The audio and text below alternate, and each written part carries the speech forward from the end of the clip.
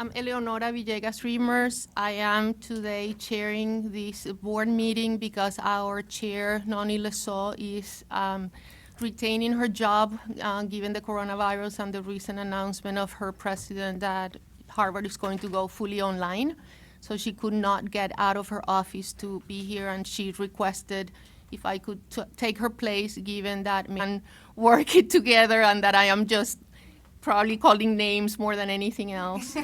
We got your back, don't worry. Yes.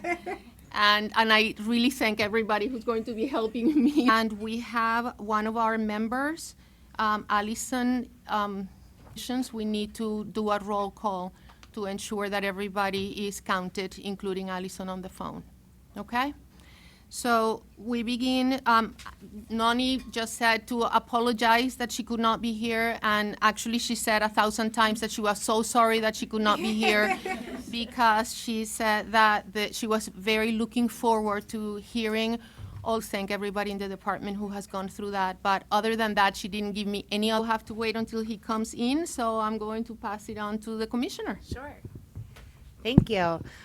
So I had, of course, intended to talk through my first 6 months now that I have, when we're all back in play. I wanted to, first of all, thank all of the mad rush at the department who worked, all of the staff of the department who mad rushed to work to keep up with the pace that I set forward when we started, to be able to come up with a strategic path forward in 6 months, because that included a lot of teaching me things and making sure that I wasn't missing some of the critical components of our work, but also to ensure that we were coming up with something that was both coalescing a lot of the work that had been happening, existing around around the department, but also really focus on the big bets that those could achieve in an integrated way across our audiences and stakeholders. So thank you to all of the staff and the community and the board who supported in getting to this place. I want to be clear that when we talk about the strategic vision, it's not that we have just been waiting for that to get everything done. So we have been going through, through our initial listening tours, have heard a lot from providers on regulation, technology, parent fees, things that we know are existing and have been waiting for the department to take the next step on. And so we have started a lot of those items as well that you won't see outlined in specific strategic plan bullet points, but that are foundational, and we recognize in order to get any of this bigger vision done that we would need to be able to really start to hit the ground running on things like revising our parent fee structure before we try to tackle a subsidy revisions that made the more affordable childcare for our low-income families. And so we have been really grappling very quickly on that work about what we could start in service of the larger vision. And I will at the next month when we talk through some of the next month when we talk through some of the specifics of the work ahead and the roadmap that this plan leads to, we'll talk through some of those foundational components more comprehensively. Not to do it without giving Noni the credit when she can be here as well. But I do want to also take a moment to address the coronavirus as it relates to EEC as well. Obviously, this has derailed our week a little bit in terms of trying to get materials out and make sure that we were responsive to our programs as well. We will be putting out some information this afternoon for the safety and preventative measures that we are following the CDC and public health, and had started to send out some information. So aggregating that in terms of guidance for agencies on how to ensure that children that we're washing hands. Children are staying home when they are sick. But there are the bigger questions coming from the field around where can we be supportive in this public health emergency to ensure that we are not jeopardizing budgets in relation to the guidance to families. And so things like how can we address attendance challenges that may come up that may jeopardize subsidized funding. We are looking into all of our policies and hope, and we'll have guidance, some initial guidance for programs programs today that will go out, that will address some of the questions around attendance and closures and some guidance around how to engage with the communities that may also be making decisions that impact our programs that are located within those communities. We know that these are urgent issues, and we are working as hard as we can to be as generous to parents and programs as possible during this time, so that we don't have people making difficult decisions around attending school, around subsidy, making sure they can keep subsidies or get funding when they're coming to childcare instead of staying home or when they are sick or not feeling well or have possible and have other options. So that is the bend we're trying to take in here in guidance with the governor's office and EOE and the public health and our larger public health partners on this are trying to make sure that we are not only providing some of the guidance but also some of the policy adaptations. We'll also be working to make sure that there's some sample documents to send parents so that we can provide to try to support our providers as much as possible in getting communication out. So happy to answer more questions around that. I know that, as I said, most of the questions we're getting from the field are less around the health and safety and more around the policy questions. So we were really trying to dig into those and answer them as quickly as possible for providers. I think that was the big thing, and you know, now the secretary has joined, we're all done, and we're no. I think problems all solved. But I think that's the major thing I wanted to address. And again, we'll take the opportunity at the next board meeting to do a little bit more of a comprehensive 6-month recap, but wanted to address the more urgent public health questions that were coming up right now. I just wanted to ask, in addition to everything that you just mentioned and really thinking about how EEC can look at policy to be more supportive of both families and programs, once we sort of see where this is going, it also looks like there could be some potential support through the Small Business Administration, loans and access to capital to enable small businesses, particularly those with low margins, to remain sustainable over time. There may be other facets of the broader system that we might look to better support programs in addition to all the health and safety and sort of immediate EEC policy pieces. Absolutely. And so just wanted to put that on the radar as another sort of angle for us to be exploring. Yeah, thank you. And my understanding is that the governor's office is working across agencies to identify where there is support on that. And so we're anxiously, obviously, supporting and in communication and waiting for some guidance and structures that they are setting up that we'd be able to really ensure that childcare providers have access to as well. I don't know if you have anything. That's the minute-to-minute update I have to date. We'll find out more in a few hours. But Yeah, well, so you probably said, so the governor is having a press conference. I think now it's at 2:30. Somewhere around there. So anyway, so more information will be coming out at that point, both in terms of advice and recommendations regarding state government, as well as potentially other implications for other agencies and programs. So I don't have anything more to report really other than that, and we'll see what obviously what the governor reports and then our response to that afterwards. Any other comments aside from that? Nope. Thank you. And any other comments? I don't think so. I'm happy to answer any other questions that people have, but I think at this point, to the secretary's point, we're making minute-to-minute decisions based on guidance that's coming out, and as the entire agency, but in the structure of the state, are working to try to support communities through this. Okay. Thank you, and thank you both, and welcome. Statement from the public is next in the agenda, and we did not have anybody sign up for statement for the public, so we're moving to routine business, and we have approval of minutes. You have them in your binder, and they were sent to us before. So any changes or any additions or any deletions that you want to add? Okay. Motion to approve the minutes as presented. Second. All in favor? Aye.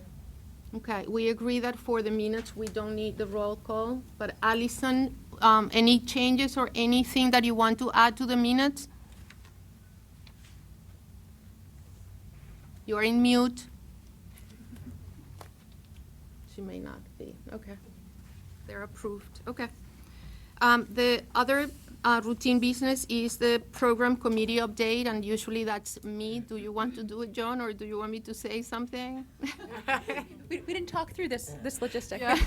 It was a new chair role. I think that the good news is that the program committee really dedicated its time to closely reviewing the last iteration of the strategic action plan, and we're going to have an opportunity to talk in depth about the ways in which what was hopefully the final version is going to come forward, having incorporated a lot of feedback from the board and staff and the community, and the program committee really just had an opportunity to look at it again and to offer some additional guidance.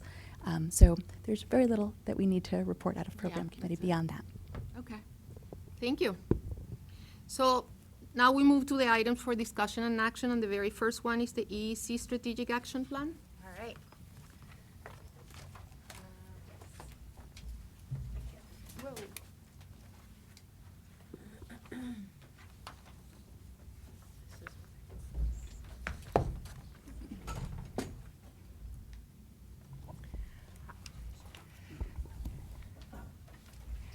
Hi, good morning, afternoon, whatever time it is.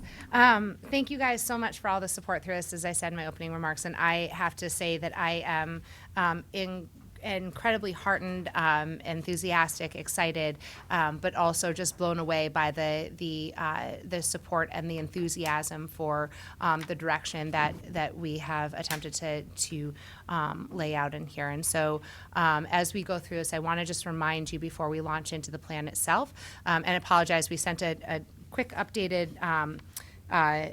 PowerPoint because some of our references were wrong, so no substantive changes, but I hate the imperfections of just a couple data points that didn't get the right reference in there. So, I wanted to start with what launched this process. So in the fall, in October and November, we had conversations around redoing our strategic plan, which was coming to an end at the end of 2019. And as you all know, both my approach, but also being new to back to the Massachusetts landscape, really wanted to ensure that we were learning from and building from the great work that had happened. And so we did do an initial round of community meetings. We did not focus on the mission and vision with the communities, but really around some of where would be the most impactful on-the-ground strategies, actions, and roadmap, hearing some of your feedback of the 2014 to 19 plan, and where the department could double down on some work going forward. So in that initial round of meetings, we had over 500 people participate and add their voices. We did a survey where we had a number of but over 700 people respond, bringing those two communities that represented over 11,000 voices. We had every region, every demographic, and every stakeholder group represented. And then after we did an initial feedback of this is what we heard and this is how we're starting to coalesce around the problems that we need to solve. We did do deeper dives via webinars and meetings with our advisory and workforce council and program committees throughout the way, inviting stakeholders who had been impactful and had over 400 people involved through that part of the process as we dug deeper, and then came back with what we were hoping after some guidance from the board is some of the innovative strategies that will allow us to coalesce not around a new direction for EEC, but really trying to bring a lot of the existing work together around some of the real innovative big bet that can provide. And so in this last round of conversations that we had with the community following the board retreat, where we were able to talk through these strategies, we had a few hundred people show up at the meetings to really engage, but that was and we did a webinar yesterday where we continued to get great feedback and specific questions. But really got to dig deeper to understand some of the challenges and have really, and those of you who've been at those meetings have just gotten an overwhelmingly positive response from the community. And so really looking forward to continue that. When we say we're asking you to report this, but are still continuing to get feedback, or vote on this, but can still continue to get feedback, it's not that we think this feedback will change the direction. It's that our next 3 months will be deeper dives into each of these strategies where we can bring you more information, and we want to make sure that that is reflective of the full, robust feedback we'll get. So we are asking for a vote today on this plan and the direction ahead, knowing that what comes from here are milestones, benchmarks, and specific tactics and activities that help get towards that in the next few months. So with that precursor, I am very excited to walk through with you the strategies and the framing for the strategic plan. Oops. Maybe it's not on. There we go. I think it's me. Okay. It's on. Okay. So I wanted to start with really, as all of you was being engaged around the board retreat and had these conversations, is really honing in on the feedback we heard from you that should be reflected in the plan. And I will say, given the fact that we've been getting real-time feedback from the community, we did post the materials for those of you interested or listening online, including the draft strategic plan online as part of the board materials. And so wanted to point out where we saw the specific feedback, making sure we were being integrated into it. So thank you all for your really thoughtful engagement and excitement around this at the board retreat, and being able to have the conversation around how we both held children as the North Star, but also understood the full context that we were creating development in. We'll go over some of that feedback, the ways it was incorporated in, and then walk through the framing and strategic framework for the strategic plan, and then really dig into the innovative strategies that we're trying to highlight as our path forward. I guess I want to really hone in as we talk about the innovative strategies, and I started to say this at the beginning, you won't see necessarily every nuanced activity you've been hearing about for the last 4 years detailed out here. That is not because those are stopping. Those are because those are part of a bigger goal now and a bigger strategy towards that North Star. Not that we're not going to look at background record checks anymore, for example. That is very much foundational. No, we're still going to look at background record checks, and we're still looking at our process. But that it's foundational for any educator strategy that is incorporated into that stakeholders' experience with EEC. So as we think about that, I'm happy to entertain those conversations about those specifics, but that's why you don't see all of those listed out.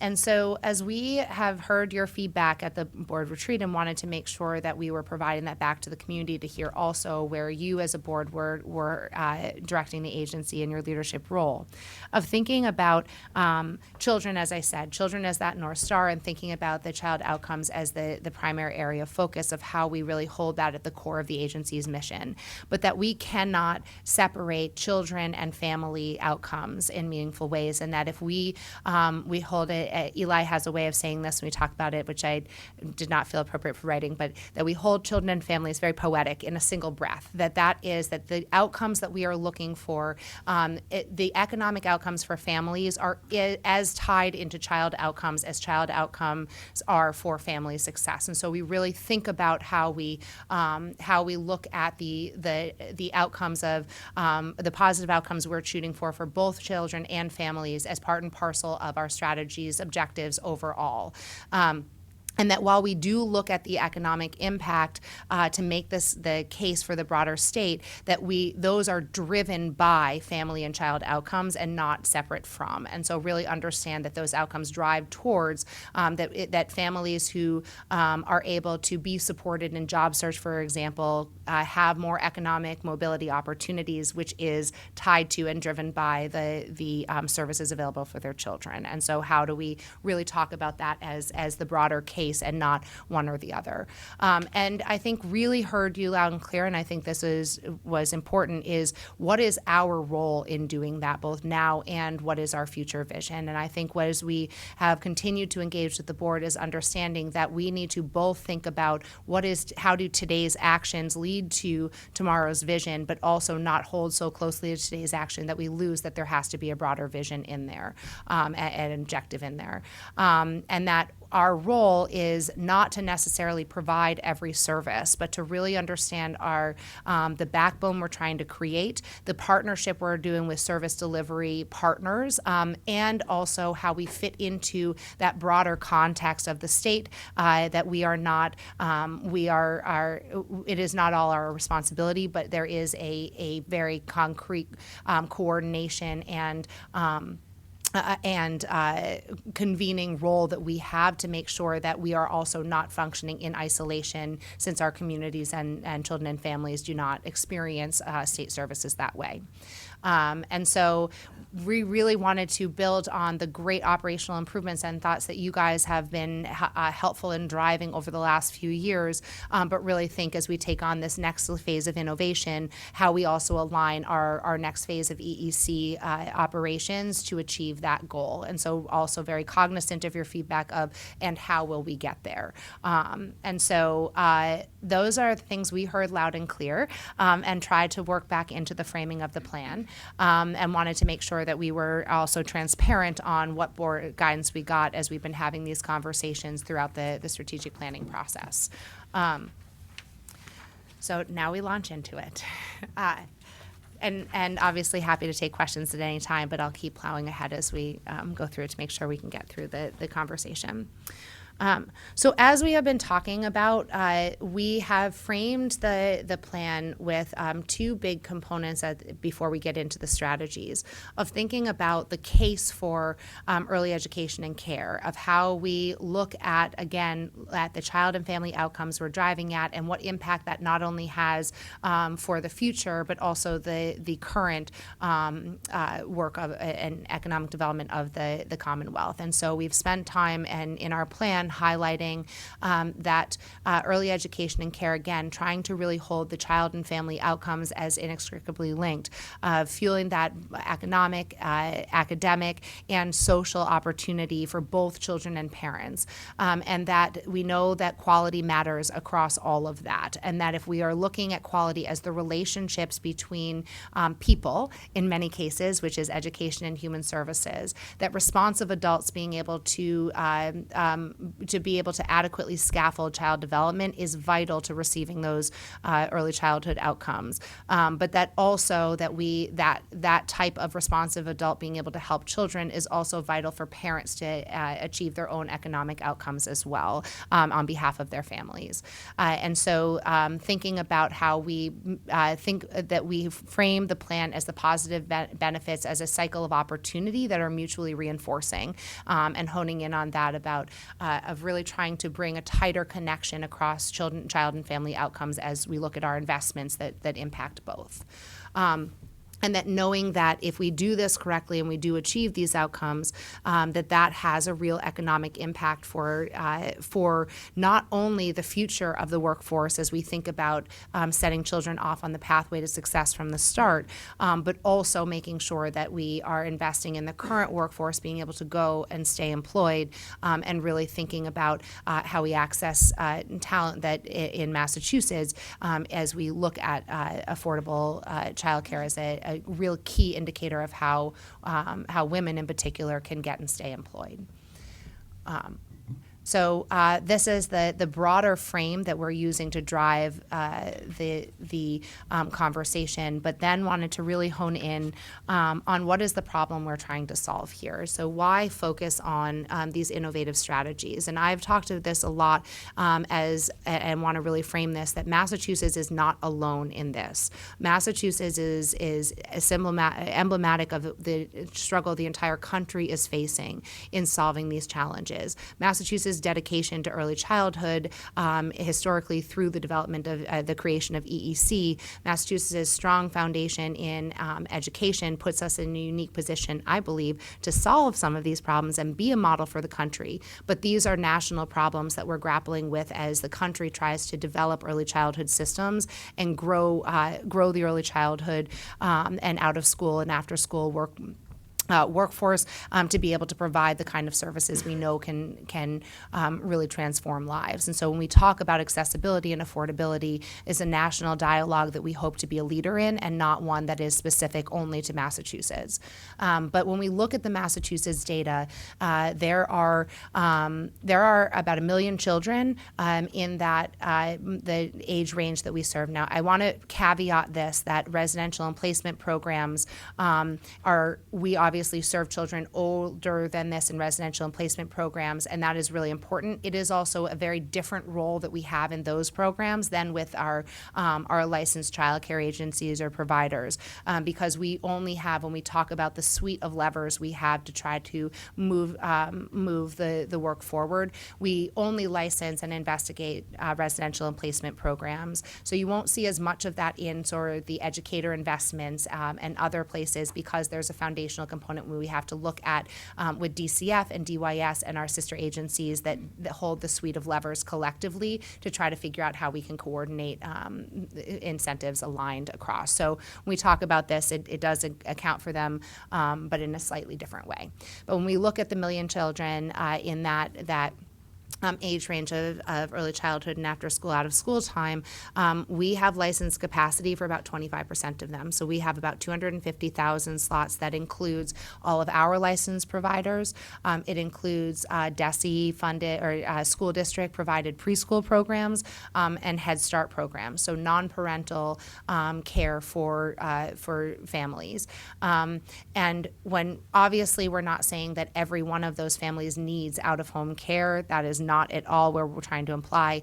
But when you look at the percentage of that 1 million children who are living in households where, where all children, 3/4 of them living in households where all adults are working full time, that we can see that having 25% capacity, there is a gap, even if you assume it's not 1-for-1, which we are not assuming. The magnitude of gap between the supply and the demand and the potential demand seems to leave some room for us to think about how we ensure we drive markets.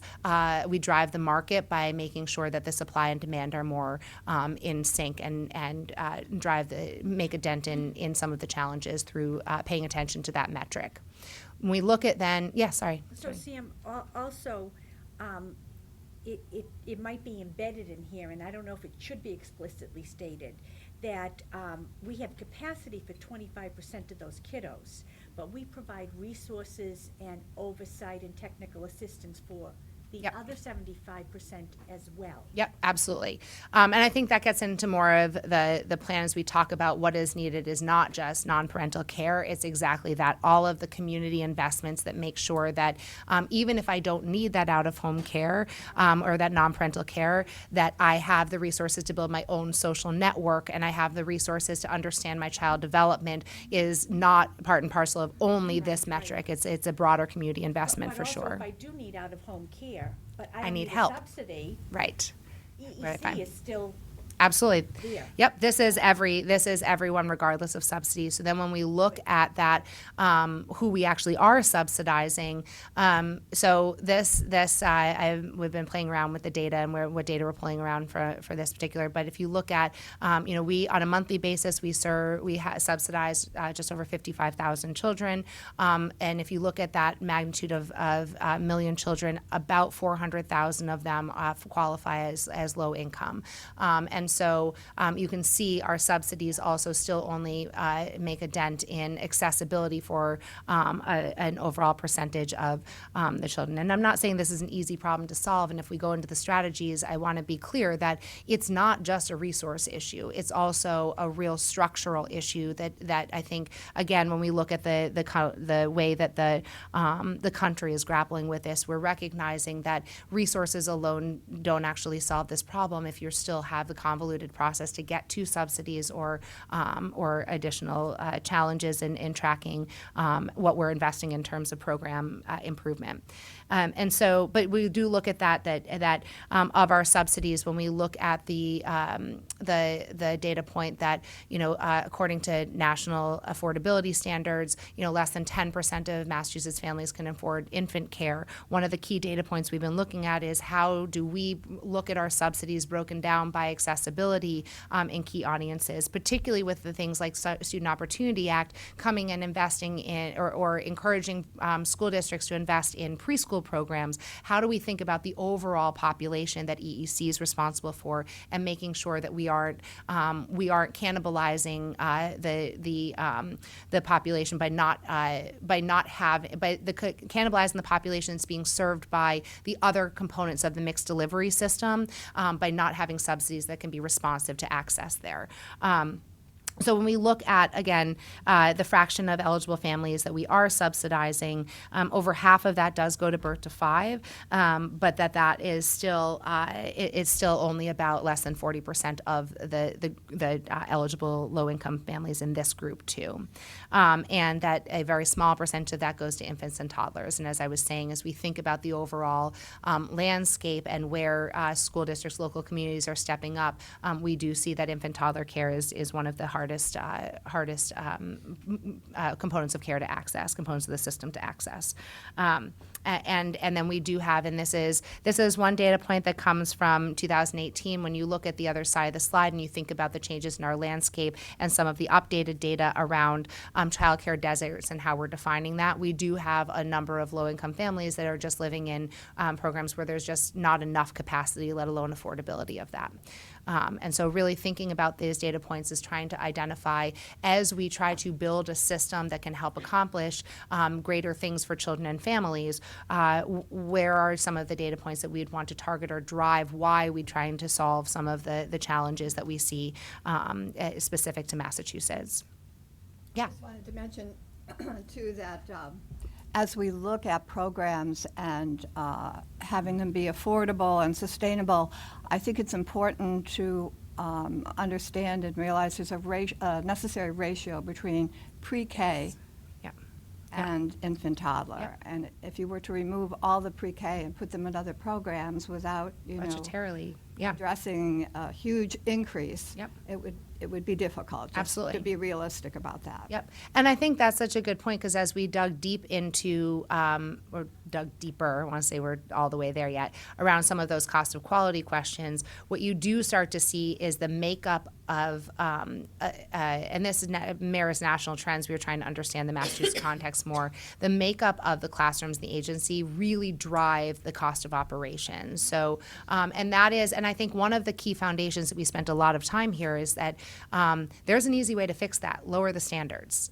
And I think that I hear from this board and I hear from the community that that's not the direction we want to go. We want to figure out how to solve it while keeping the really high, thoughtful quality standards that Massachusetts has had in place in licensing, for example, and without compromising on quality. How do we make sure that we are doing justice to the program operations budgets? I think one of the really important things that some of these data highlight is how EEC really intersects with so many other systems. Totally. And as we take this plan to the next step and really think about what implementation might look like, I think it behooves us to think more deeply about implications for something like TANF and other resources through HHS as it relates to supporting low-income families, as it relates to ensuring actual access to childcare in support of parents fulfilling work requirements, and that there may be some real opportunity, but also necessity for thinking about how to leverage capacity that may be available in other segments of the system. I think as we talk about things like comprehensive services and wraparound, we're seeing more and more around use of Medicaid and or education dollars in that space. That's a whole other area of opportunity. And so, we're not going to be able to solve these challenges alone. And I think that this is a really helpful framework for thinking strategically about opportunities to work in partnership with other folks who are serving the families that we also are serving. Excellent, thank you. Yeah, and I think we are really lucky to have such great partners at HHS and really thinking about where we can align some of the policy-wise. And so I'm hopeful that the next phases, as we kind of use this as EEC's role and what's our role to be the North Star, is then to really think about what's our role to be the collaborator on our side as well in the next few months, and digging deeper into that, because it's vital. And I think that, starting even to think about the new behavioral health bill and how we can use that to ensure that children who are in childcare programs have access to these really vital behavioral and mental health supports. I think it's not going to be, we can't just provide it all ourselves, right? We have to look at these other opportunities and where we can integrate and align. I think there's some great opportunities there coming up. I mean, and look at, if you look at paid family and medical leave is a great example of this, right? That is a benefit we could never have provided system-wide to all of our family child care providers, for example. But as the state, we're able to take that on. There's now a critical safety net for providers who are in this market that will be able to make sure that we are providing some baseline services as a state for. Speaking of that and the providers, I just want to highlight that what you see here in is our 2019 fiscal year provider transition. I don't want to make it sound that everything is all bad, but we do see that there are a number of providers. There's a lot of instability in the system, which is really vital to know that one of the things in order to achieve the bigger vision of access and affordability is that we need to be able to really hone in on what kind of structures help build stability in the system and make sure that we do not see the kind of operational turnover, particularly given the rising operational costs around minimum wage and some of, as you said, some of the great things that are happening in the Commonwealth to ensure that there is a comprehensive approach to ensuring work pays, for example, and that we are supporting our vulnerable communities. And also our EEC structures and systems needs to catch up to be able to really make sure that we are creating and leveraging that stability for the system, given the fact that we've seen so much turnover in our provider landscape, which really disrupts continuity for families and also continuity of work for the providers that are operating. And that making the point, going back to the fact that this instability and this access has real impacts for children. This is really about, again, we think about the outcomes that the Commonwealth is trying to receive, Joan, to your point of alignment with the goals and outcomes of other agencies, that we are a vital foundation for some of the key metrics that the Commonwealth as a whole is looking at to ensure that we are on track to serving children and families and setting the long-term path for success for them. Yeah. And in regard to that, Commissioner, we have referenced several times that we're looking for success in the 3rd or 4th grade. Mm-hmm. And can't wait to talk about that. A lot of that is out of our control, Yep. actually. It's probably aspirational and certainly an important part of our vision.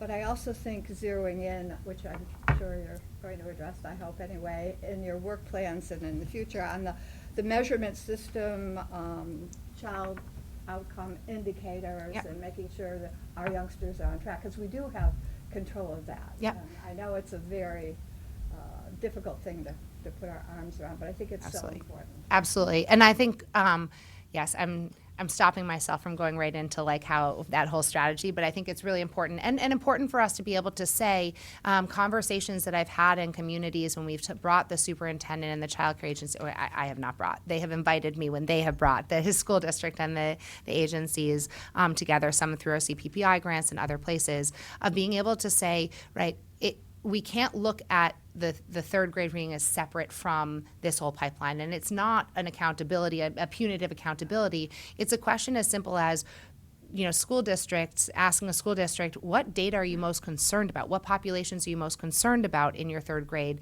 reading scores? So that, been in school districts that after that conversation, they have said, dual language learners. We see very low 3rd grade reading scores for dual language learners.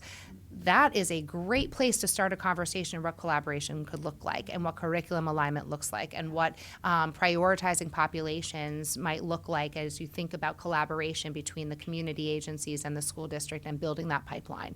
So Assessment data. exactly, yeah. Transitions, yeah. Yep, so it's not so much the accountability, it's measuring for the point of collaboration as well. Okay. Other thoughts on the framing before I move on to the actual strategies? For those of you who sat in the room with me as I've done this, I'm like so anxious to move on to the fun part. You think it's all fun. I do think it's all fun. Every day is fun. So again, as we promised you and having conversations and got your feedback at our last conversations and have continued to iterate with staff of really updating the EEC vision and mission. There's not a redirection here. It's not a new anything. I think updating some of the language. And one of the things we really wanted to focus on is making the vision the overall goal for the world as a whole, what we want to see. We know that this vision is not something we do alone. This is if everyone in the Commonwealth, every agency, every provider was doing what needed to be done, this is the future we'd like to see. The mission is really more specific on what EEC's role is in achieving that. And we really were trying to be responsive to your guidance and feedback, but make this specifically action-oriented and really get the sense of momentum from this as opposed to a static agency bureaucracy. I'm really thinking about what that action looks like to be able to drive towards our strategies. So updated from the last version you've seen based on feedback we continue to get, but feel very confident that this is reflective of the conversations we've had with all of you, and more importantly of the articulation that will help drive the department's work as we think about implementing these strategies. Okay, so for those of you who've sat and seen that snail slide like a million times, that I have like lovingly now called the snail slide, this is the updated version of the snail slide that really is looking at the four components of our work and thinking about the three key stakeholder audiences and the system itself that helps coalesce those stakeholder audiences around aligned incentives. That's EEC's role, but also ensuring that we fit into the broader orientation we were just talking about with other aid departments and systems that we are part of a bigger whole. So when we think about children and families, we have and Joni, going back to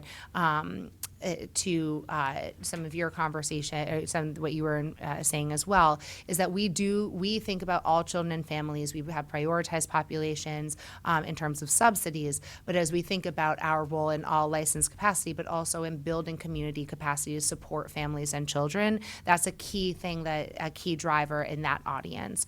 The educator and program part, I think, is a really key as we think about these strategies to articulate which strategies are actually targeted to which audience.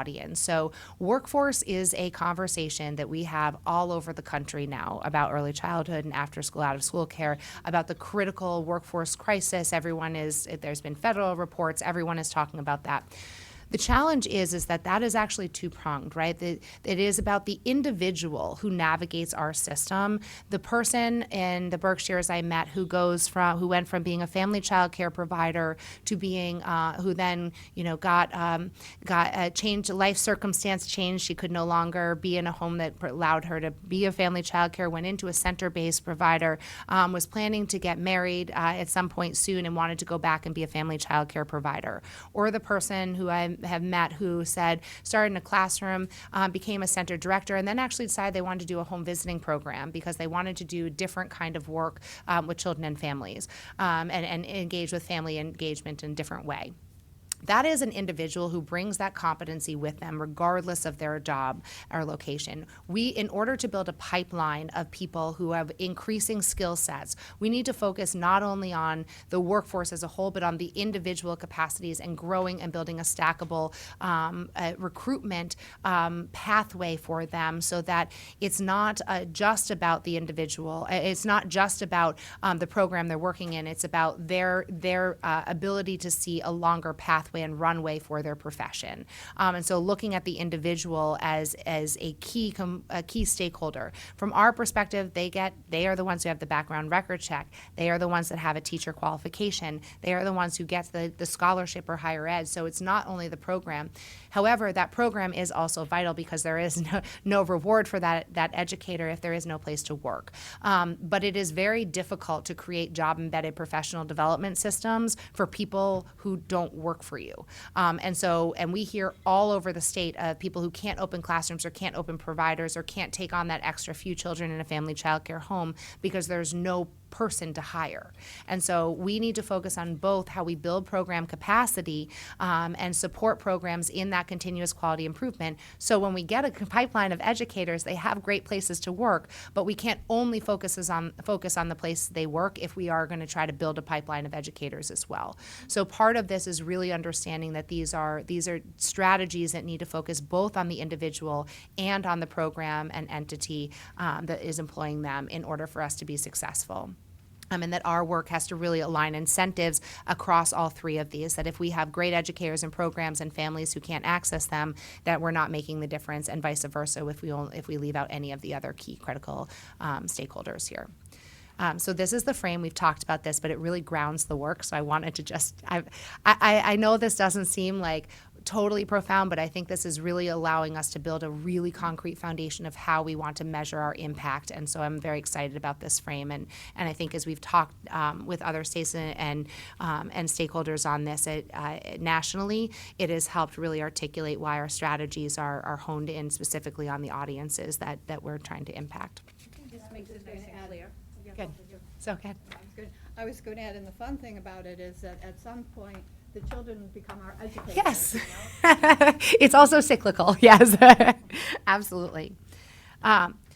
So now we're going to go into the specific strategies, and you'll notice as we go through these, we have structured these, and one of the reasons we'll talk through some of the specifics in the system and then spend the next 3 months going deeper into some of the specific roadmap over the next few years for each of these audiences is because there's some foundational work we need to do in order to achieve the bigger vision. And so as we look at our initial work here as the system, we heard across the Commonwealth and from every provider, everyone, a list of things that were standing in their way of really being innovative. And it ranged across the board, but mostly regulations that stood in the way of trying to try something new, respond to the research, partner with the school district.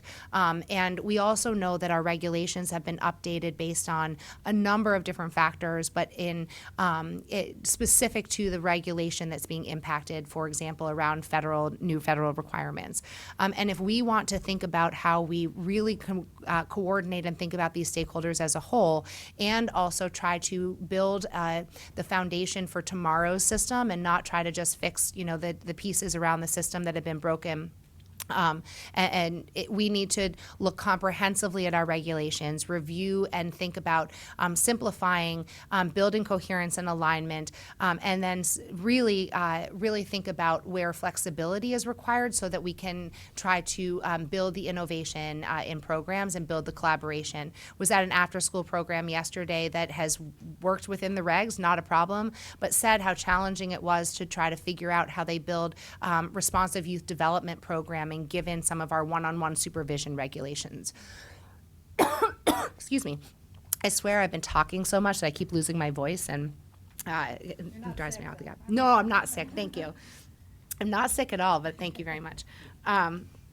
So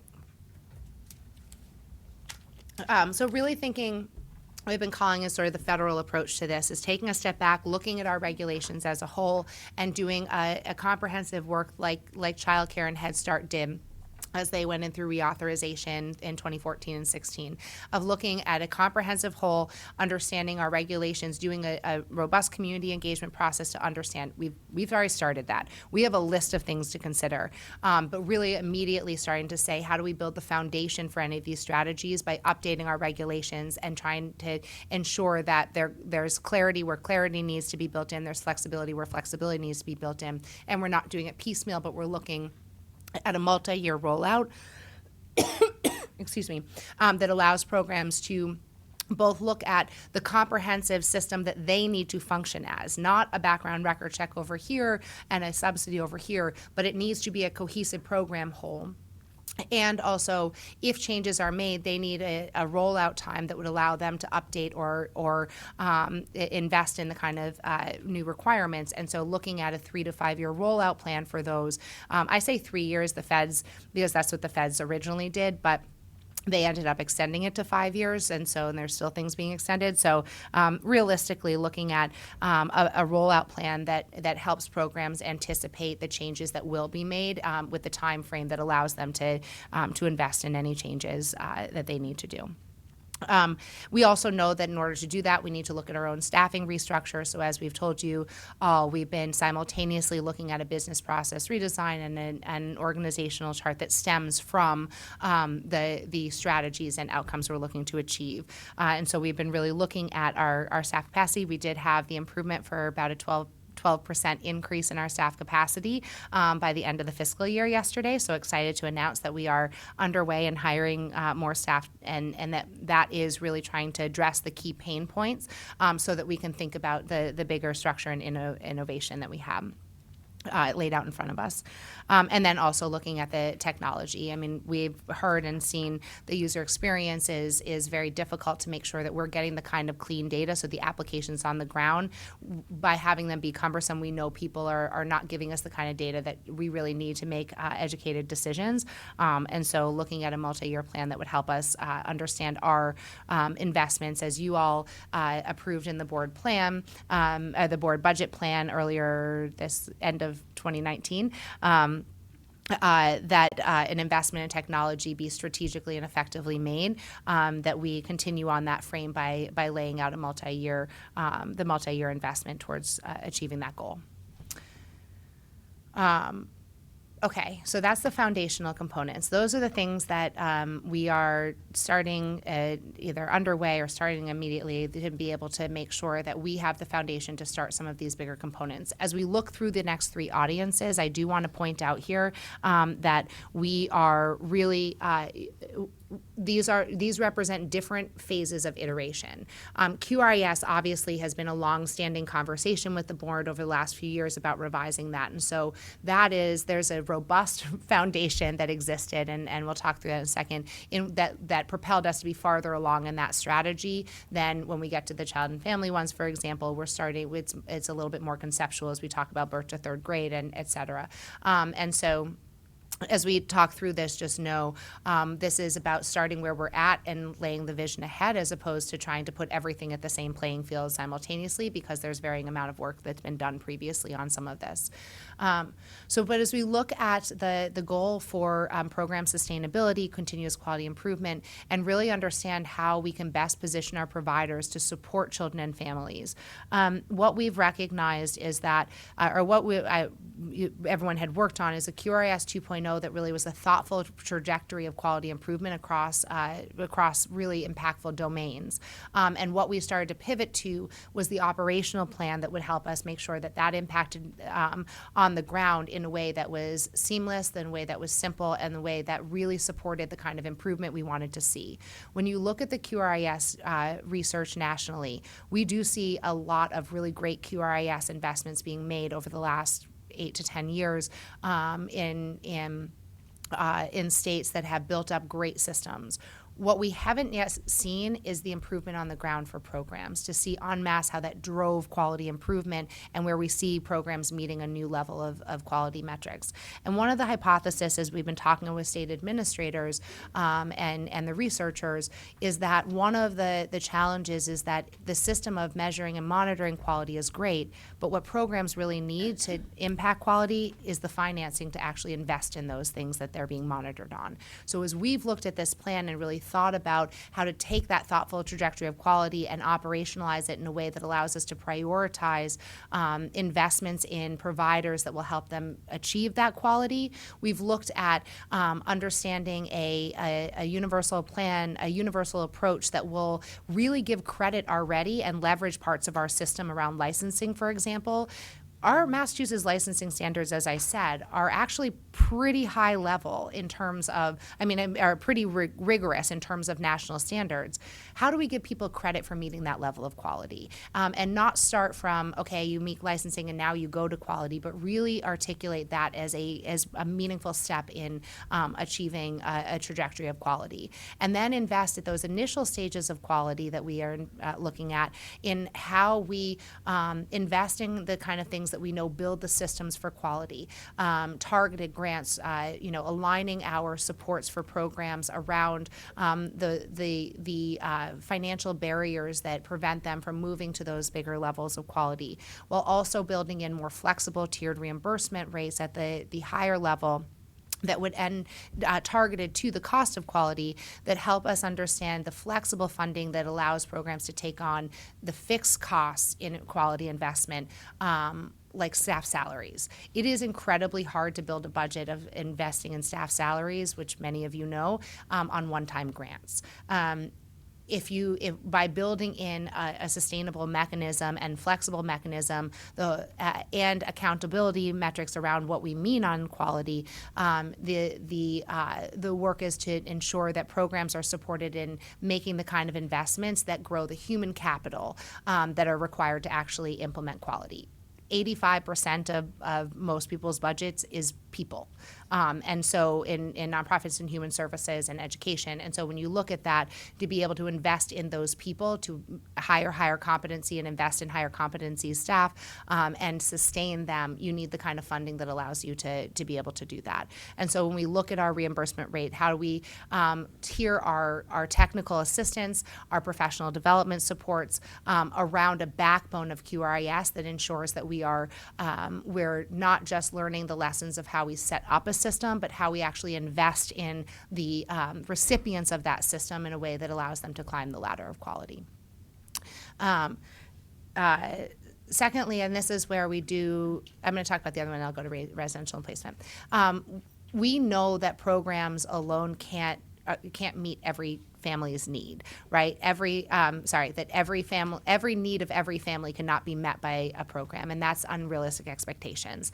And so part of what we are working on here as we think about QRIS as the backbone for provider quality is also understanding what are those wraparound services that the provider needs in order to be able to meet families' needs at scale. So for example, an example I often give is that it would be very unrealistic for us to think about all 9,000 programs in the state of having a social worker to be able to meet escalating family needs. Yet we hear across the Commonwealth that there are more complex behavioral needs coming into their buildings with children and families. And as people have invested in that there's often, or as that have been presented with that there is a need often for teachers, for example, who are seeing these complex behavioral problems and getting frustrated and calling the parent who, quite frankly, doesn't know any better what to do with this challenge that they're seeing than the provider does. And then we're seeing it really be pretty severe consequences for children.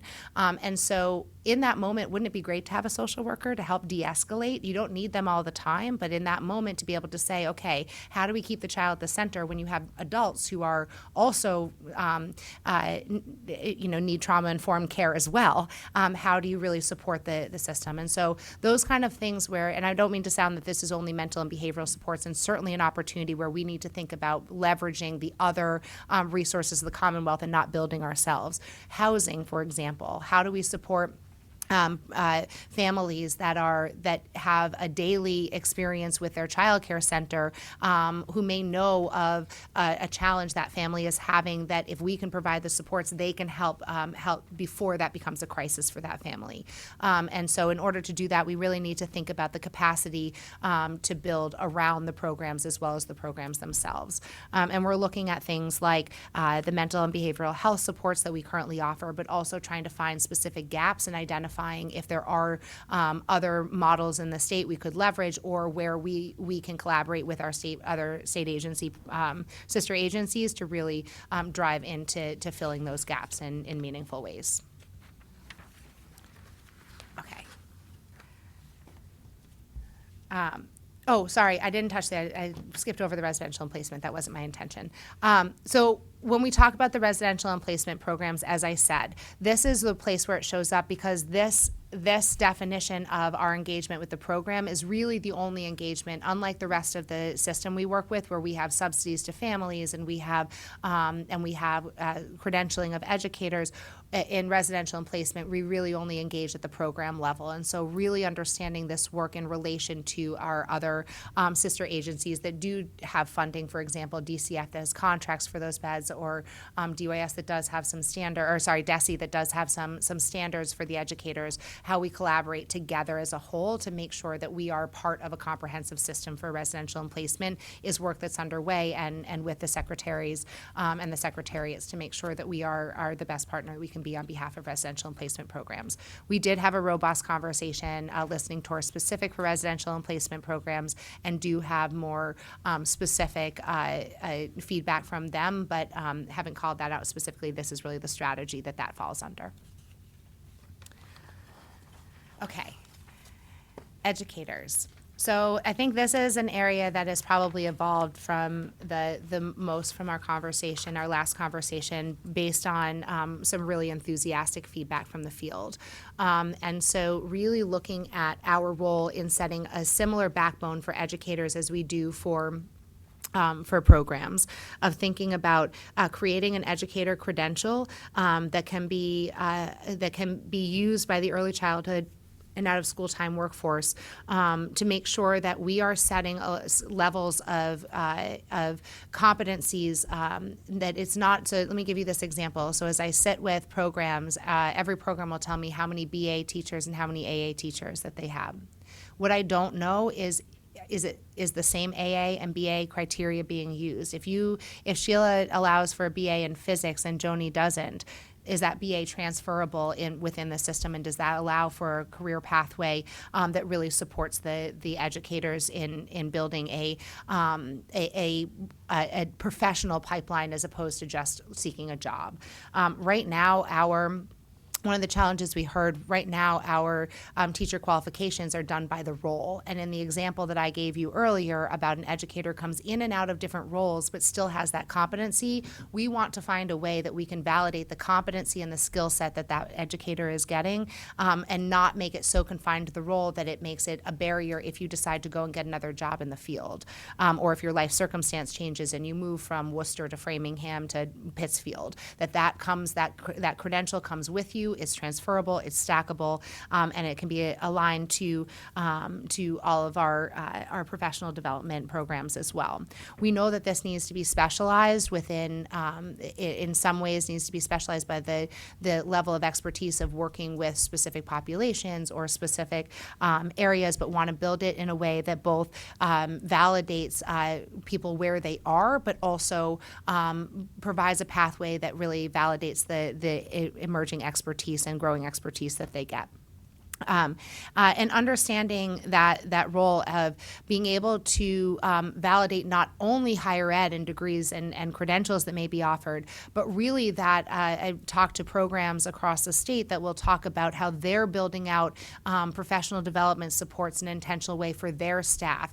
Now, obviously, it's very hard to do that at a very small program, easier to do it if you have a larger program, but how do we actually validate that person working in Joni's Childcare Center who is having a really robust professional development experience and now has to move to Pittsfield, how do we validate that is an increasing level of expertise and competency that they're getting so that they feel like there is a reason to stay in the field as they move to their next life experience?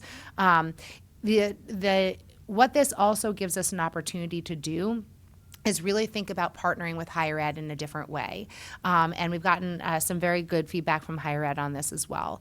That we know that there is that we hear from the field that teacher preparation or early childhood preparation programs aren't always meeting the needs of the programs on the ground. And so one of the big challenges we have as we think going forward is how we at EEC can help translate between the needs of the ground and the higher education systems that are intersecting, and that by building a credentialing framework, believe that we can, and have seen demonstrated examples with DESE, for example, where then you can help set standards, not just that a BA matters or just that a single course matters, but what kind of content people need in order to be able to get to the next level.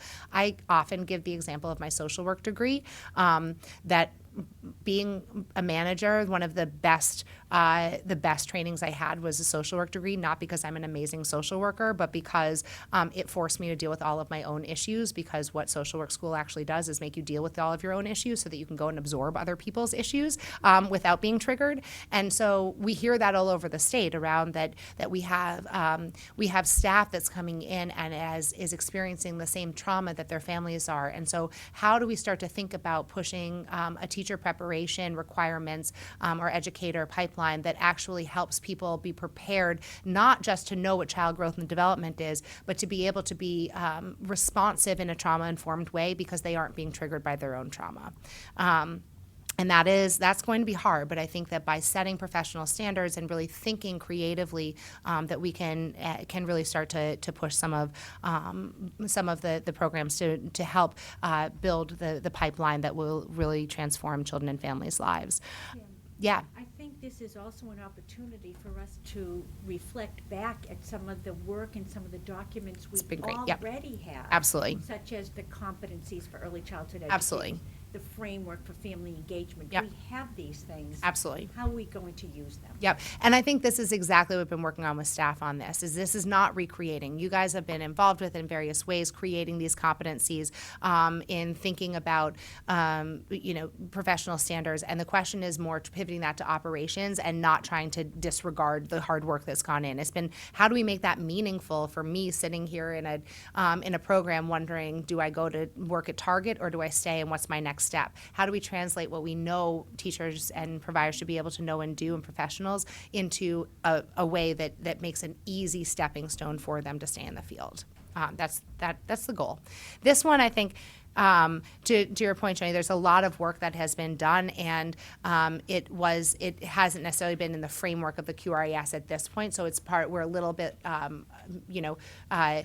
not as ready to come and say, okay, here's some of what this looks like. We're still in development and ideation on this in many ways, but also that this has been a conversation in the Commonwealth that many people have been involved in different iterations. So hoping that given the groundwork that's been laid, it becomes and the enthusiasm we've heard, this becomes a quick movement to what would actually be meaningful operations.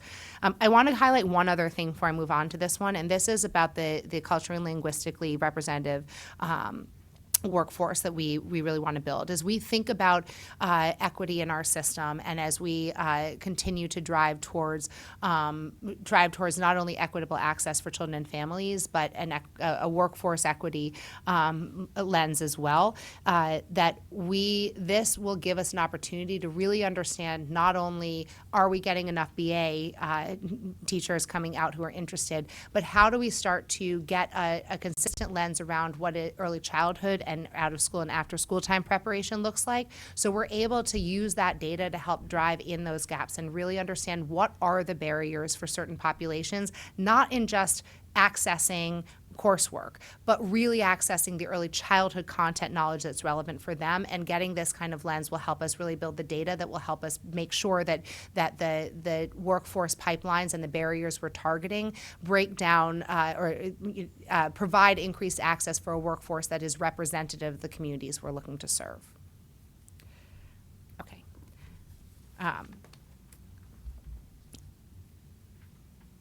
Affordability, access, and outcomes to children. So this is the one that there's actually, it's like 2.5 strategies, because it's actually 3, but really looking at our restructuring the affordability of our subsidy. So this is where, starting with our parent fees system, but then understanding what our license capacity as a key component of that, but our subsidy systems. Right now, for example, we pay on a per child per day rate. That creates an incentive for our programs or a specific incentive for our programs that is not necessarily about accessibility and affordability for parents. And so really looking at using the tool of our subsidies as a way to try to incentivize high quality programs to make services for vulnerable children affordable and accessible. Thinking about how you get into subsidies, thinking about sustainability. There's been an immense amount of work done on the 12-month eligibility, but we still are seeing challenges challenges on the ground around maintaining eligibility over those 12 months. And so really understanding how we think about this. I want to point out for this one also, when we've been having a lot of conversations of what does aligned incentives across these three audiences look like. We talked about the QRES and incentivizing programs to move up in quality by building flexibility of resources there at the higher ends of quality. We talked about the teacher credential as supporting people to become a higher competency professional. If we do this right and we can link the incentives for programs and the incentives for educators at the higher levels of quality, then we can transform what we define and how we incentivize an educator workforce into those quality programs, but we will immediately disincentivize those high quality programs from serving the most vulnerable children if we don't match our subsidy rates to the cost of that, the increased cost of quality. And so how we then look at our subsidy system is part and parcel of the incentives we're creating for families, educators, and QRES is an example of the way we need to look at alignment across all of these components in order to drive towards the bigger vision. And so looking at our subsidy systems, understanding the cost of quality, and tiering those investments for vulnerable families based on that so that we do provide access is a critical component. But then also, and obviously one that as you guys looked at the budget priorities and as the House too invested in our subsidy increases, really took the language to understand that we need to look not just at increasing subsidy rates, but thinking about subsidy structures as a mechanism for driving towards the larger vision. The second component, as I move left to right, is around the community capacity. So, Joni, going back to the conversation at the beginning of that it is not just that program, that the non-parental program that we're licensing or supporting, but it's the community as a whole. That what we know, what all research is showing is that parents are making decisions about choosing high-quality childcare on whether to get a referral or a evaluation for their child based on trusted sources. They're looking at, it's not that resources don't matter, it's that the resources are overwhelming and hard to decipher. And what I would do is I run into someone on the bus or I see my hairdresser and I'm talking about the reality. And what we don't want them to say is, it doesn't matter, don't worry, they'll grow out of it, or don't worry, quality doesn't matter. We want them to have enough to be able to help a parent through that trusted source find their next step to the kind of support they need to be successful. And so looking at the infrastructure we already have here, we have childcare resource and referral agencies that play a vital role. We have CFCEs that help build the Coordinated Family and Community Engagement Grants, trying not to use too many acronyms, that build a vital presence in communities and have a presence in all, the grantees as a whole represent all communities in Massachusetts. We have the family engagement framework, and really that 11 agencies came together and released recently, which has been, is an amazing backbone for some of this. How do we actually think about, and we have communities all over the state that are achieving some really robust work on this, and how do we think about the state's role in building some infrastructure around that, in learning from what's working, scaling, and really thinking about how we coalesce this infrastructure around the broader goal of supporting families in their communities they're in.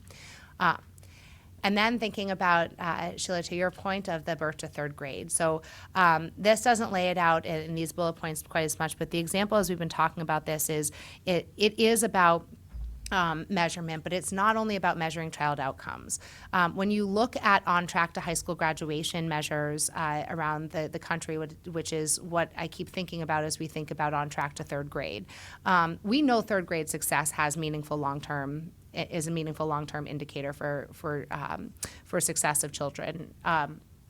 When we looked at, we know high school graduation is, and when researchers started to look at on track to high school graduation, what they found as one of the most meaningful indicators was actually 8th grade transition to high school, and that it was not about whether you got your SAT score perfectly, but whether you had the support, whether you had a model of how to choose a high school and choose a program, whether you knew how to show up on the first day, whether your attendance in 8th grade was indicative of some of the whether you were on track to being able to enter into high school successfully.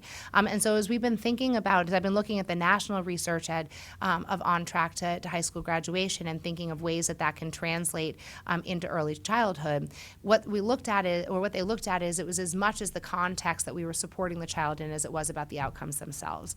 And so as we think about early childhood, and we think about, and not even in here necessarily defining what we mean by 3rd grade success, but presuming that there is some element of 3rd grade literacy that we would look at.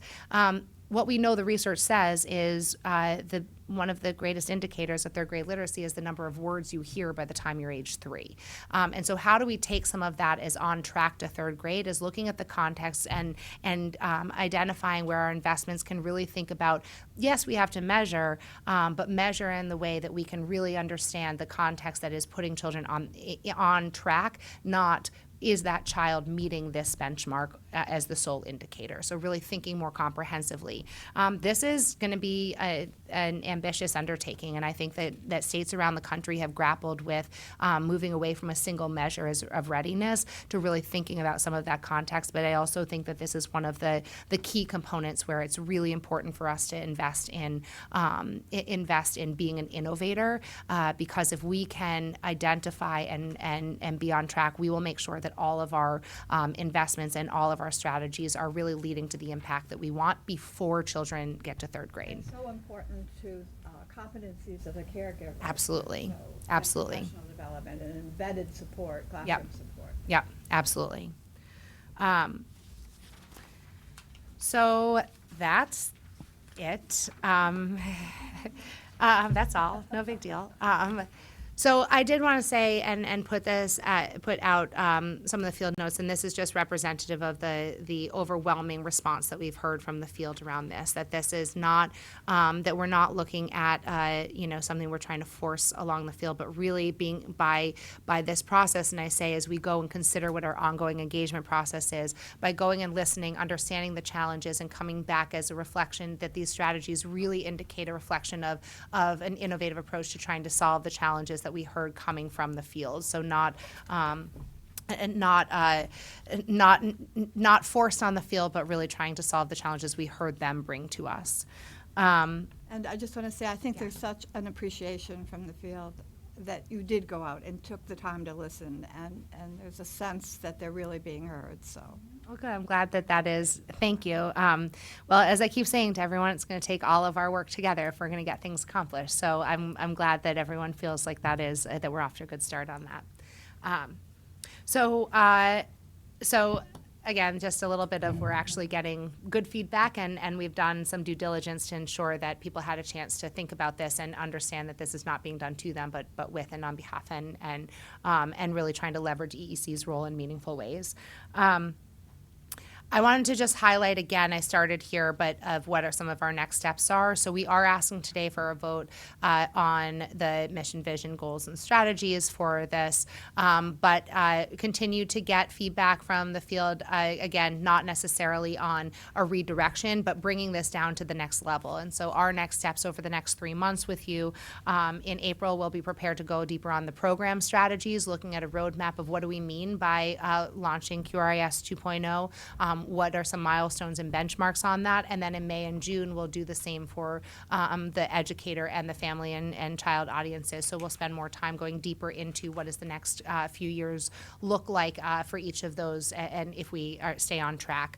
The intention of this is to show both that this is a direction for us, but also to be able to understand that this is going to be iterative, that this is not a static, and that landscape, not only our landscape that we fit into, but our funders and our priorities are changing simultaneously. So to show a concrete momentum by showing here's where we're going, here's the plan, and here's the roadmap, but also understand that these are still drafts and this is still conversation that will happen, so that it is iterative and feedback will continue to be taken, and we're not going back into a dark hole now and coming back with a final product. And so the next few meetings will be really digging deeper into that. As we then go into the summer, staff-wise and and do kind of try to understand what would be the implications of doing this at scale overall, and be able to, once we have gotten your feedback and the community's feedback on some of the deeper dives into each of these audiences. We won't do that on the systems level because I just don't think that's going to be very entertaining. And also the work is starting underway, so we'll give updates on that, but we won't do a deep dive into those system components. We'll do into the other audiences. Happy, I know you guys took questions along the way, happy to take additional questions or additional feedback.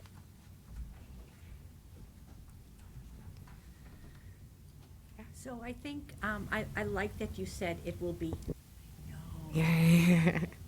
thank you, that it will be iterative. And I think it is wise to always have the evaluative plan up front. So we don't wait for a year Yep. or 3 years or 5 years and say, Yeah. how'd we do? What did we do? I'm also hoping that the next steps in the roadmap ahead, that there will be explicit information and statements about these prioritized populations, students, dual language learners, Yep. students with special needs, families who aren't part of the system, and particularly whether it's in the QRIS and in the professional development piece, the specific standards related to curriculum instruction and assessment. Because it's assumed in here, Yep. and you talked to it, but we need to see it explicitly stated. Yep.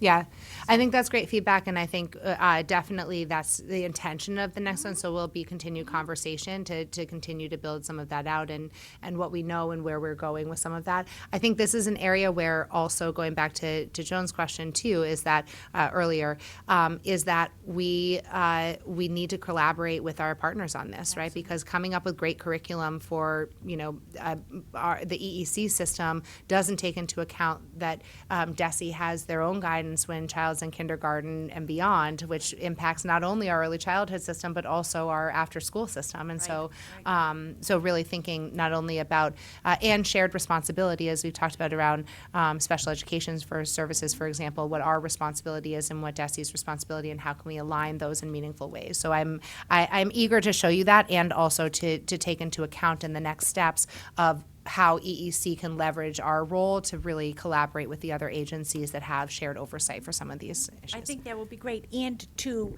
resurrect, can I say, standards that we have in existence, our WIDA standards, Yep.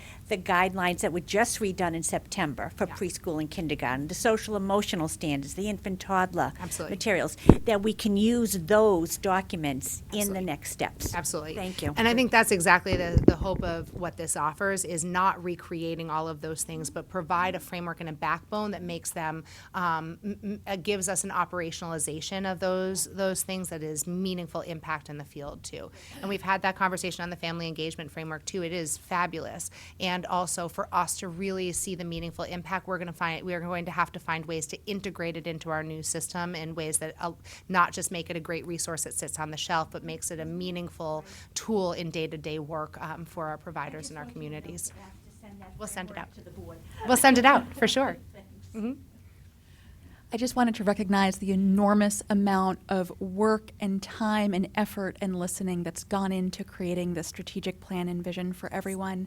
Shout out to all of the staff that was part of the process, but also to Eli and her team, and to the community who really Great. turned out and contributed in ways that I think are deeply reflected in the document. And really, every time we as a board had a chance to look at it, it really felt like it was evolving in ways that were really responsive to input from lots of different parties. It's not easy to do that well and to synthesize the information in a way that's really coherent, but I think that you have done it, and I just wanted to congratulate you and thank you. Thank you. Thank you all for your support. It has been, it's been a sprint to get to this point, and I think really meaningful, and I'm just excited to be at a place where we can present this and start doing, using it in real ways every day.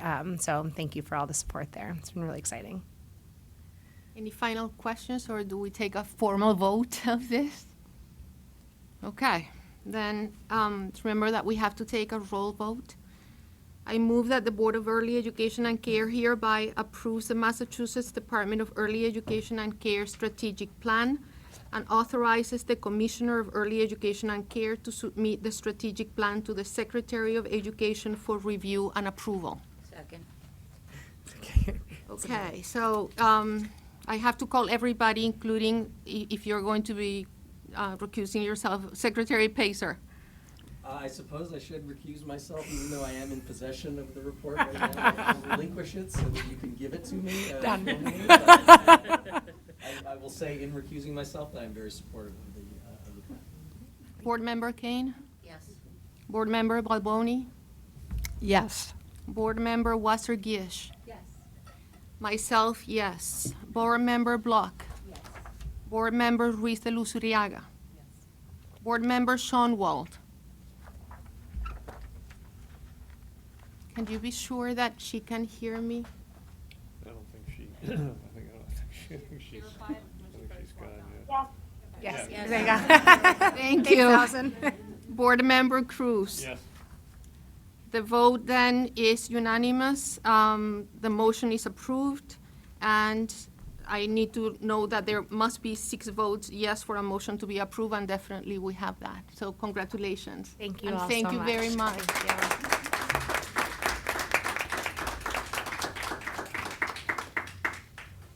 So now we're going to move to Union SEIU Local 509 Collective Bargaining Agreement, both discussion and vote. Who's presenting? Okay.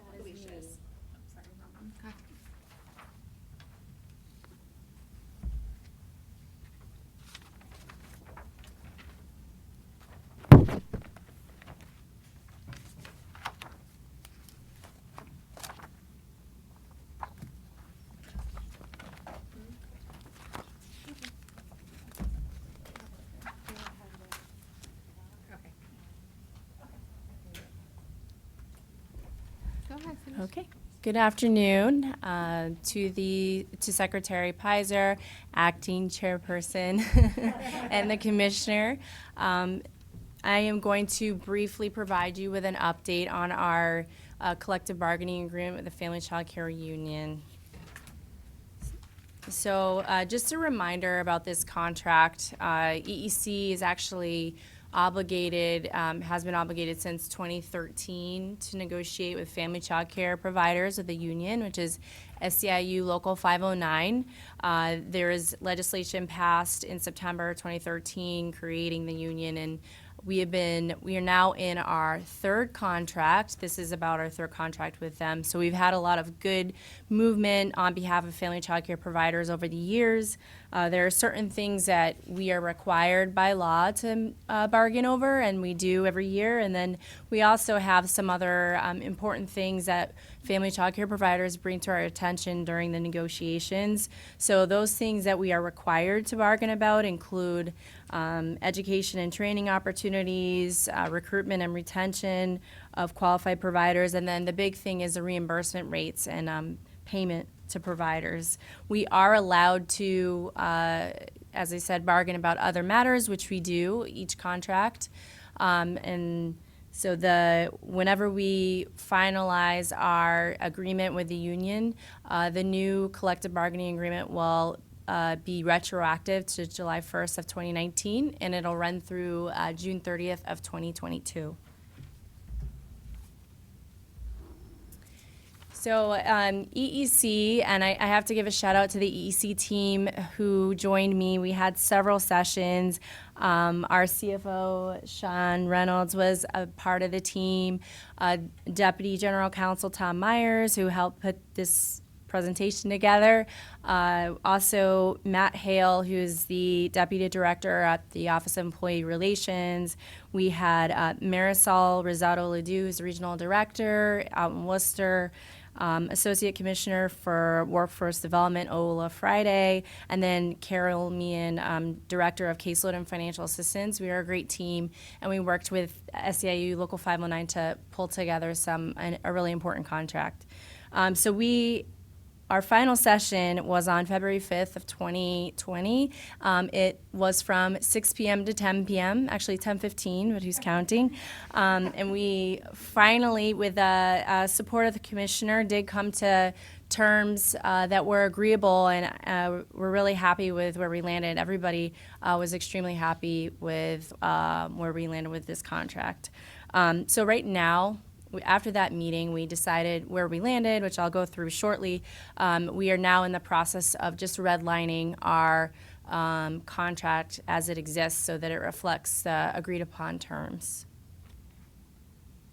So the major items for your consideration are, most importantly, the thing that requires the board vote, which is the rate increase to family child care providers, which was a different approach than we'd utilized in the past. So for this contract, effective July 1st of 2019, the family child care providers will receive a base rate increase of 3.52% per day.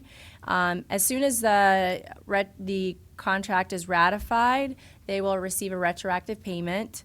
And then this is an important change to the contract, which is a positive one. If center-based providers receive an across-the-board rate increase that is above that 3.52%, then family child care providers will receive an equivalent rate increase.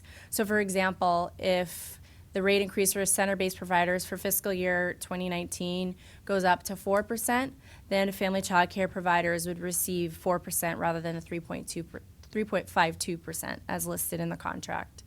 And then for the subsequent years, for fiscal year 2021, there will be a default base of 2% of a rate increase, and if center-based providers receive more than 2%, and let's say they go up to 3%, then family child care providers would also end up with 3% rather than the 2%. But if for some reason center-based providers only receive a 1% rate increase, family child care providers would still receive that 2% as promised by the contract. And that same provision is in the third year of the contract, a 2% base rate increase with the opportunity for matching of what center-based providers receive. And then in addition to that important provision, we just wanted to flag for you another good solution we came to during negotiations. It was a creation of a reimbursement fund for family child care providers. It's effective July 1st, 2019, and every 3 years thereafter, there will be a total amount of $3 million available in this reimbursement fund that will be administered by the Family Child Care Union in coordination with EEC, subject to EEC's approval. But the reimbursement fund is really designed as a way to address the non-financial impacts of being a family child care provider. So it's a new type of fund that we created because family child care providers had raised certain concerns they had about being, they're in a weird position here because EEC really is only obligated to negotiate about certain things, but they have had other collateral impacts due to the fact that they're relying on our rate that we wanted to address in the contract. So that. Give some examples of how those funds might be spent?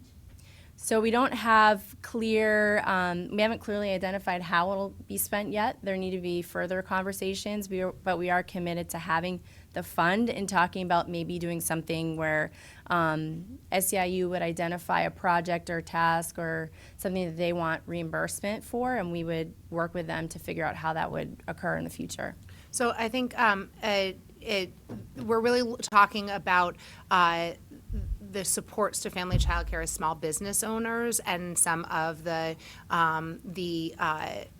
supports, the non-financial supports that being an employee you receive, but you don't when you're a business owner, and how can the union try to help support that through this, as opposed to EEC as the employer supporting those things aside from salary.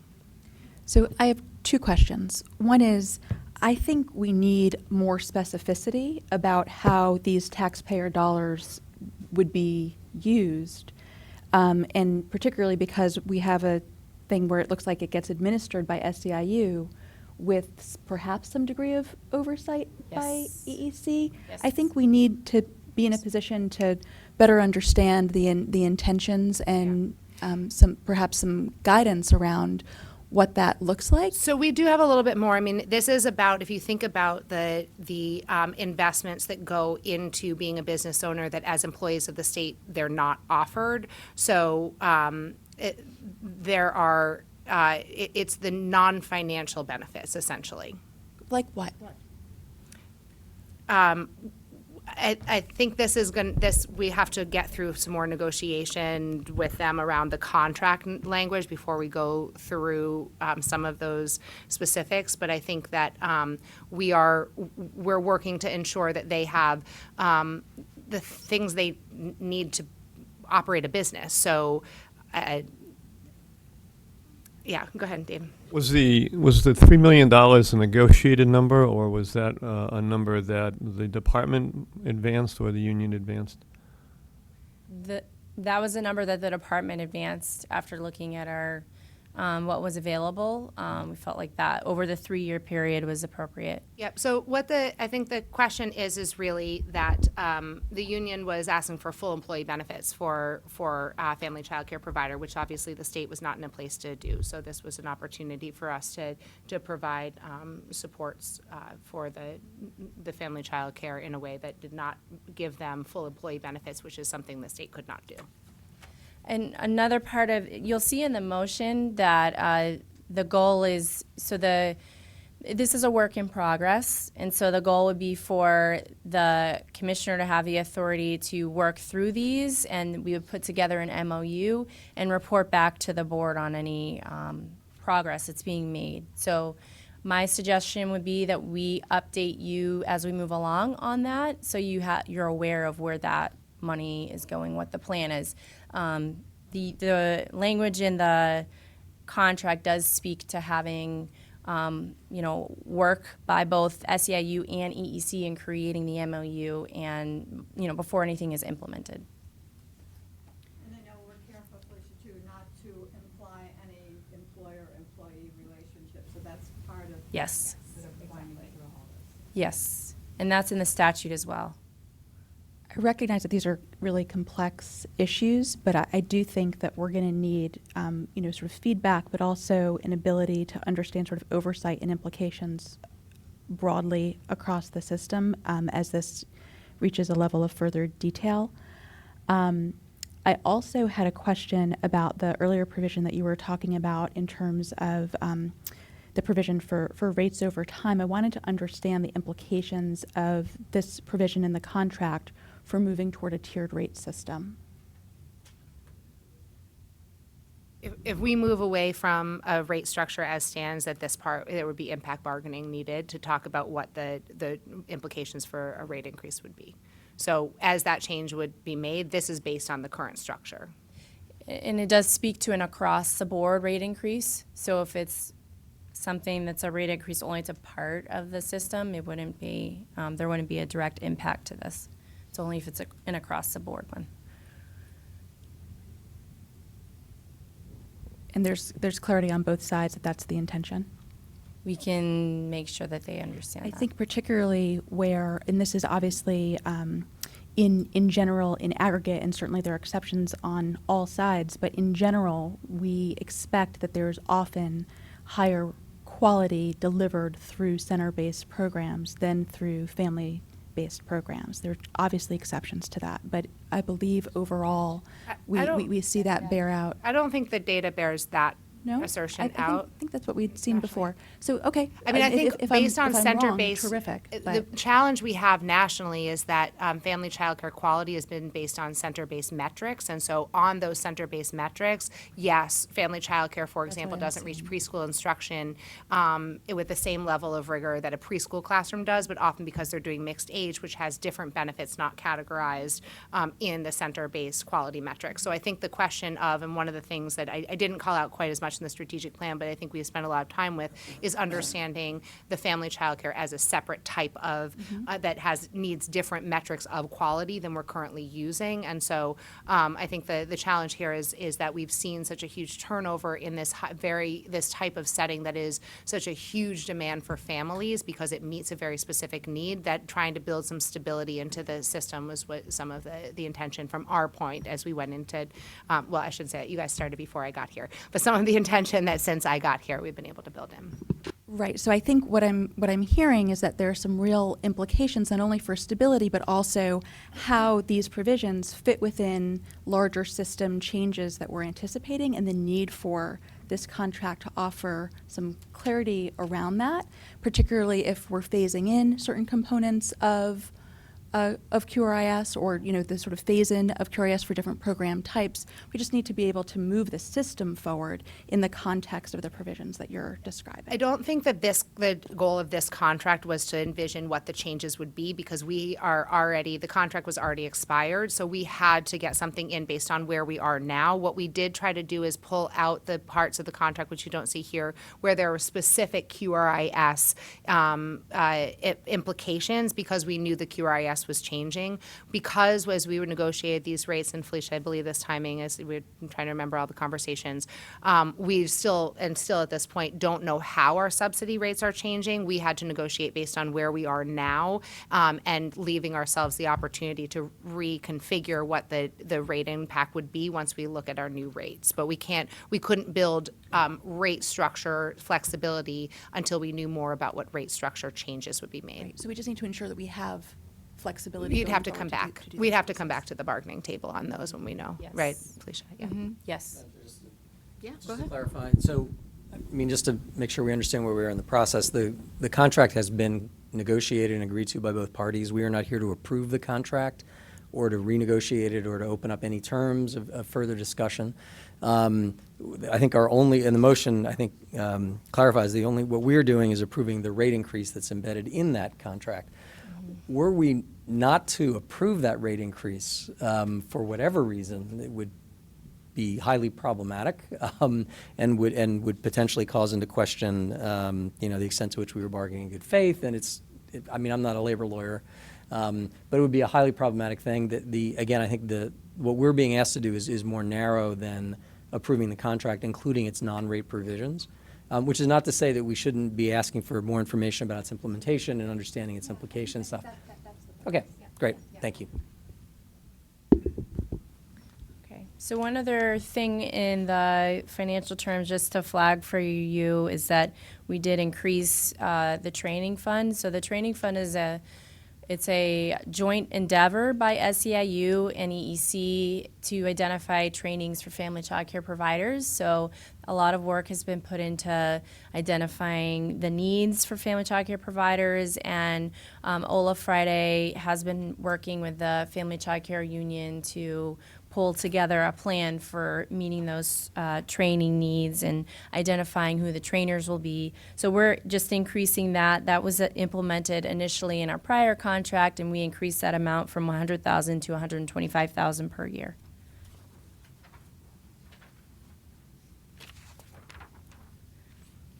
Sorry, can we go to the next slide? Oh, I'm sorry about that. The other provision that is again, this one isn't in the actual motion, but just for your knowledge, we're increasing the number of paid time off days from 4 to 5. So that's a positive provision. And then also there's going to be a lot more discussion in meetings with a union to address various issues that they've been encountering over the years. And I think it's timely, given that we are working through a new strategic plan and the direction that the agency is moving. So there will be more engagement between EEC and the union.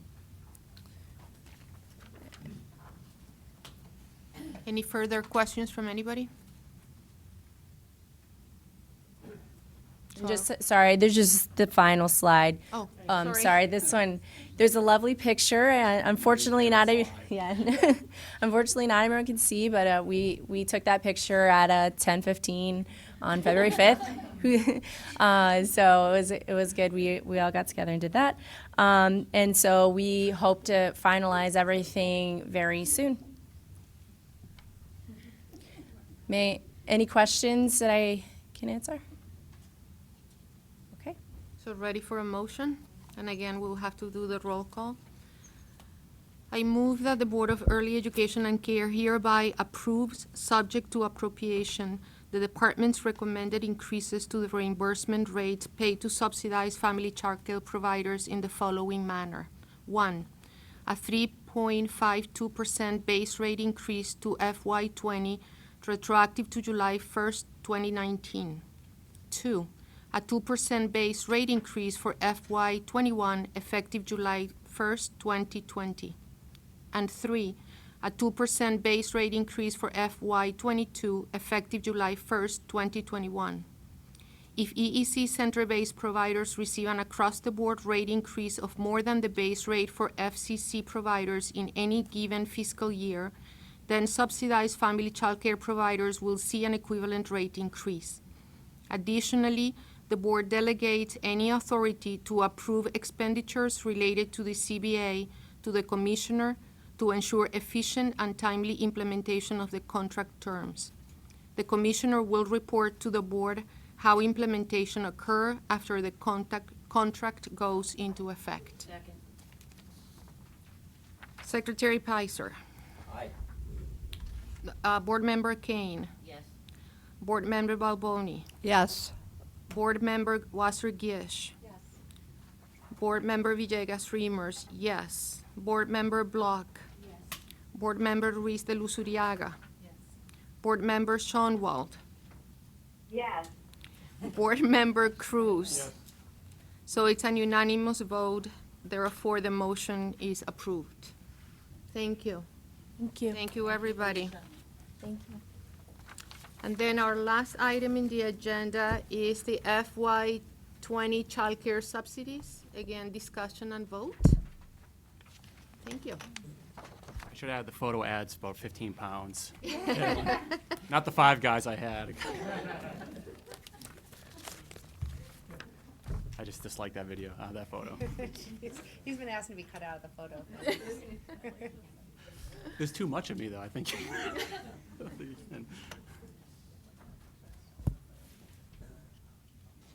Okay. You're on. Great. Good afternoon. I'm here to discuss, give an update to the subsidy, FY20 subsidy, and which includes a proposal that relates to access and rates. Before I get into the proposal, probably just give sort of a summary where we are today. As you guys folks know, that EC has maintained voucher and contract access throughout FY20. We also have fully supported the 2 initiatives that were introduced last year related to DCF and DTA. In addition to the access, the board did vote back in October, approved a rate increase for center-based providers, which was highlighted by a 3.52% across-the-board rate increase. But despite the open access and the rate increase, EC back in this January was projecting an FY20 caseload surplus of at least $11 million. Well, as you all know, it's pretty difficult to actually predict a full spending base in January. But looking back at the past few years, it looks like we were pretty confident that we were trending on the same sort of surplus path as the past years. And as we looked again in February, that our confidence was validated when after February caseload was looked at January services. The surplus projected to $20 to $22 million. Now, it would stay there if we stayed on the same path without any structural changes, without any, without the proposal you'll see in this document. Of the $20 million to $22 million, 7.6 of that would be dedicated towards to support the SEIU negotiation, the contract negotiated that Felicia went over in detail at the previous presentation. But that still leaves a surplus in FY '20. And EDC has identified 2 areas that we could address with that surplus. One deals with access, the other deals with rate increases, which I'll detail in the next slide. So this sort of gets into the heart of our proposal. There's 2 components, one with access, one with rates. With rates, we're proposing an additional 1% increase for all providers.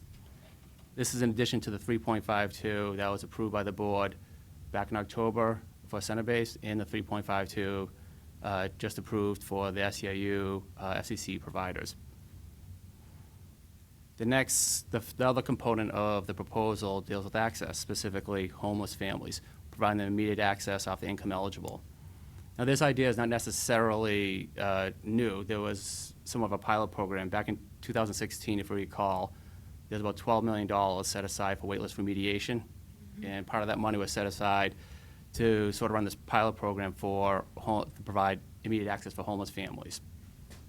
This program proved to be pretty successful and pretty popular, as you know, which actually led into a few years later in FY '18 for regulation changes identifying, homelessness as a service need. Now in FY '18 we made the regulation change, but we never really put dealt with the access at that time until now. So this proposal will provide at least access for at least 225 children identified on the wait list with that homelessness service need. Now, it's at least 225. It may grow a little bit, but that's why, given the uncertainty, uncertainty of any unintended consequences of this policy or any other policy, anytime we do something somewhat new, we like to we monitor every proposal, but we will closely monitor this proposal, and we'll have an opportunity to revise or tweak it with to make revisions to this policy in the regulation and policy review that the Commission described in her proposal just 2 presentations ago. So the proposal contains 2 aspects: 1% across-the-board rate increase and open immediate access for homeless families and income eligible. Any questions? Or comments? Oh, sure. I have a couple of questions. Oh, I'm just kidding. Make them easy. No. Does the $7.6 million toward the SEIU contract include the $3 million reimbursement fund? Yes. Yes, okay. And the current proposal looks like it adds up to roughly $6 million against a projected surplus in the $12 to $14 million range, is that right? Sure. So it's significantly under the projected surplus. Sure, there's about, if everything hits the target, still, to your point, there would be about a $6 to $8 million surplus remaining, which is about, to be honest with you, about 1% of the entire caseload accounts. And it hasn't been that low since 2011. And given what we're seeing emerge in the current economy, is there a thought that if we were to see, let's say, a more significant uptick in homelessness among children that we're serving, if we see an increased TANF caseload, if we see more people lining up to come in under IE, is there a potential that we could use a remaining portion of that surplus to address what might become growing need among the children and families that we're aiming to serve? Sure, I mean, Subject to approval. Subject to approval of the Yeah. board. I mean, there is $6 to $8 million remaining. Again, it's pretty tight. All the points you point, all the things you point to, it doesn't leave a tremendous amount of room. And I think precisely for the reasons you brought up, Joan, is that this is a pretty conservative approach to trying to move the needle towards the surplus, because we know that we are seeing fluctuations in numbers around DTA and around homelessness that we want to be able to make sure that we are accounting for and not overspending in that way too. So to Sean's point, having that 1% buffer to be able to make sure that we are accounting for those things we might see. Great, thank you. And to be clear, so this change for homeless families would carry to the future, hypothetically, right? It wouldn't just be for this fiscal year. No, yeah, we'd be looking at it, and as I mentioned, the strategic plan, when we look at the overall revisions of policy and regulation, we'd use this data to make any adjustments we need to that policy at that time. It actually reminds me of another question I had, which is just to clarify whether or not these proposed changes would be built into maintenance for FY21. Yes, Yes? they are. Okay. Are we ready for a vote? Okay. I move that the Board of Early Education and Care hereby approves the department's recommended increase of 1% for all subsidized childcare providers and FCC system administrative rates as presented at the board meeting of March 10th, 2020, which is in addition to the rate increases that have already been approved by the board. Second. Secretary Pfizer. Yes. Board Member Kane. Yes. Board Member Balboni. Yes? Board Member Wasser-Giesch. Yes. Board Member Villegas Reimers, yes. Board Member Block. Yes. Board Member Ruiz de Luciriaga. Yes. Board Member Schoenwald. Yes. And Board Member Cruz. So it's unanimous, the motion is passed, is approved. Thank you, everybody. Any last-minute comments or anything?